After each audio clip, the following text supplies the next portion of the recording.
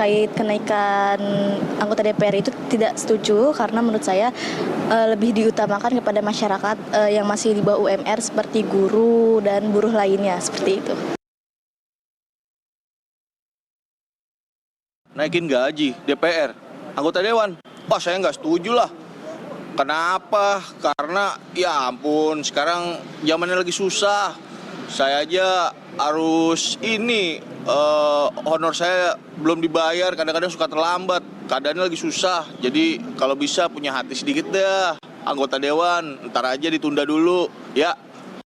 Aku sih nggak setuju ya atas kenaikan tunjangan DPR karena kan gaji DPR itu juga udah banyak banget anggota DPR tuh gajinya udah tinggi dan bagaimana banyak banget masyarakat yang belum punya gaji yang segede itu, bahkan masih ada orang-orang tuh yang mendapatkan gaji di bawah UMR, bahkan juga ada masih banyak pengangguran di masyarakat Jakarta gitu Kak. Sebaiknya jangan dinaikin sih tunjangannya, jadi mungkin ya tetap aja lah masih yang sekarang, jadi nggak usah ada kenaikan tunjangan.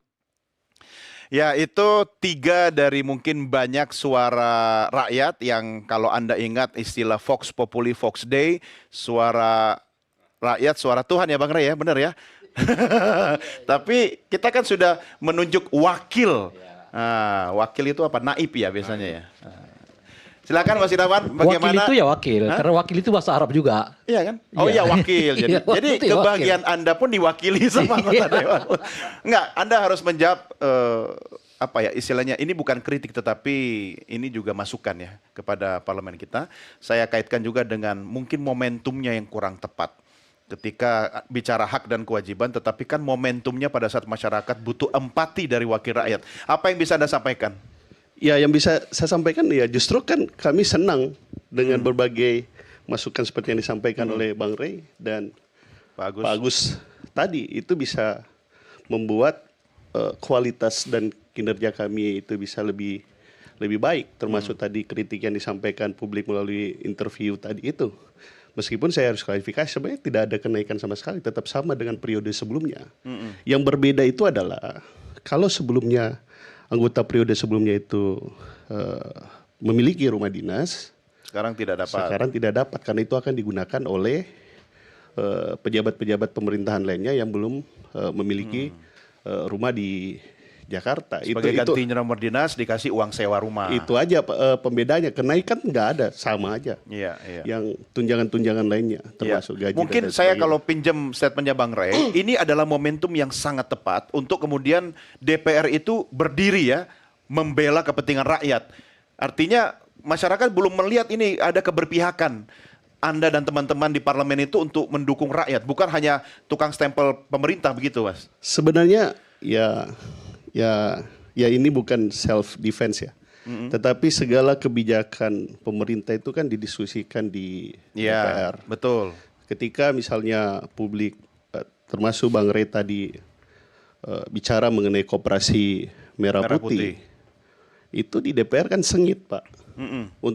Sengit menolak atau sengit melakukan koreksi agar ada perbaikan terhadap kebijakan tersebut gitu. Tetapi kaitannya dengan adanya koperasi di desa, itu kan pikiran dan kebijakan dari presiden yang telah diuji melalui pemilu gitu.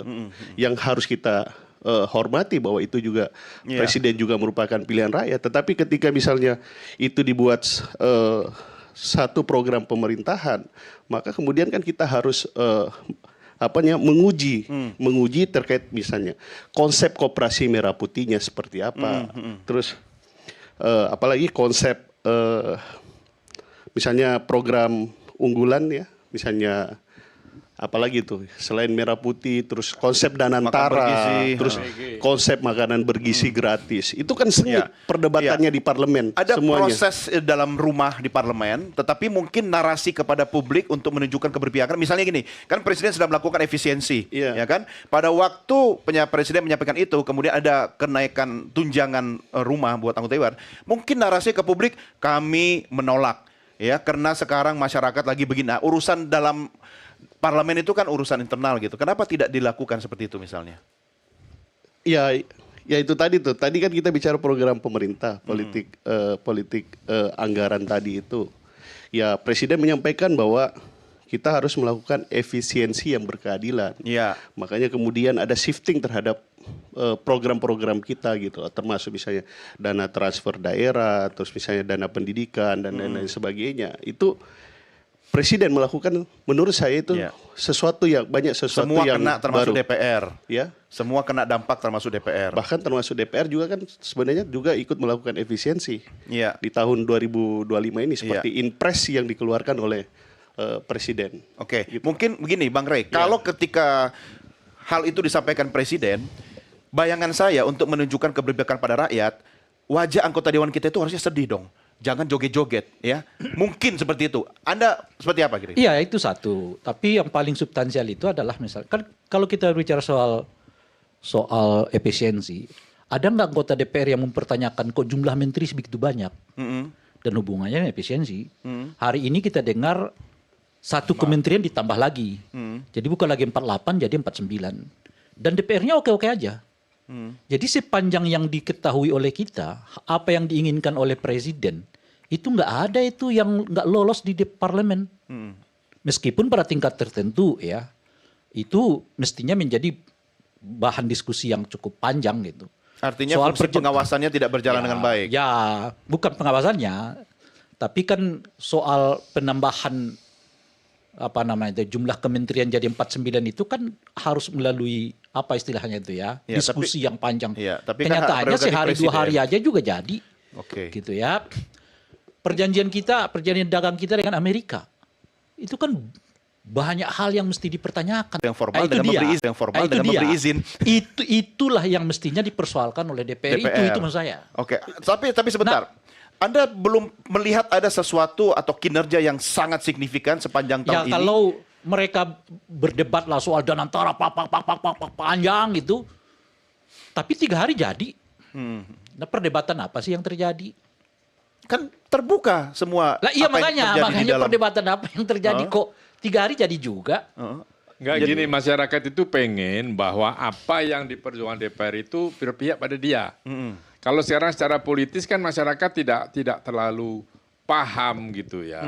Ini misalnya sekarang ini selain publik ini kan TikTok dan Instagram dan sebagainya itu kan dahsyat itu. Iya, iya. Dan sekarang orang lebih percaya pada berita di situ. Dan itu juga memperburuk gitu kan. Iya. Nah sekarang banyak hal yang tadi Ray katakan dengan Amerika. Kita baru ditemukan bahwa ekspor udang kita itu ada radioaktifnya. Ya kan? Nah itu selesai itu ekspornya. Nah apa reaksi DPR misalnya? Ayo cepat di mana ini? Di mana ada radioaktif itu? Iya. Kenapa bisa begitu? Siapa yang bergerak? Kan sudah ada dubes kita di sana. Ayo bergerak. Gitu misalnya. Jadi hal-hal yang substantif yang buktikan bahwa ya tadi semua pasti kerja. Saya zaman waktu muda lu kan selalu nongkrong di itu melihat di balkon itu perdebatan itu ya. Nah sekarang ini Ya karena pekerjaan mereka kan begitu rapat iya betul. ya. Tapi kan menjadi mitra ada pemerintah. yang lalu bisa dirasakan gitu. Soal tadi ini kan yang belum saya cetus CPNS sama yang P3K. Suaranya kurang keras mungkin keberpihakannya, kurang actionnya begitu. Iya, lalu ada lobis di luar. Kan masing-masing bisa melakukan lobis Iya, gitu iya. kan. Sehingga apa yang diharapkan masyarakat ya paling gitu aja gitu. Ada sesuatu yang misalnya tadi saya katakan lagi pada depan itu fraksi apa keluar aja. Walk out ya. Ya, walkout bilang bahwa saya harus membela, saya maunya Iya. begini. Ya nanti kan secara internal mereka bisa melakukan lobby pembahasan. Betul, Oke, betul. gini. Lobby-lobby bisa berlanjut tapi tunjukkan Iya. gitu ada keberpihakan. Kalau Itu- misalnya kita melihat Dan ini bukan problem yang sekarang. Ini sebetulnya Dari dulu. panjang. dari Orang generasi ke merekam generasi. kinerja anggota DPR dari tahun 2009 lah ke 2014. 2014 ke 2019. 2019 ke 2024. Nggak pernah ada siklus yang kelihatan naik konsisten gitu loh. Indikatornya apa bahwa itu naik konsisten itu? Kan kalau indikator macam-macam banyak kita sebut lah. Misalnya kawan-kawan Permapi mengatakan soal jumlah undang-undang yang ditetapkan. Dihasilkan, ya. oke. Kedua, kualitas dari undang-undang yang dibuat ya. Pengawasan terjadi blong-blong di sana sini macam-macam dan sebagainya gitu. Nah, pada periode yang sekarang orang lihatnya kok sama. Orang ini udah apa istilahnya jengkel dengan yang lama-lama, tapi yang baru ini pun gak ada banyak Ulangi. perubahannya.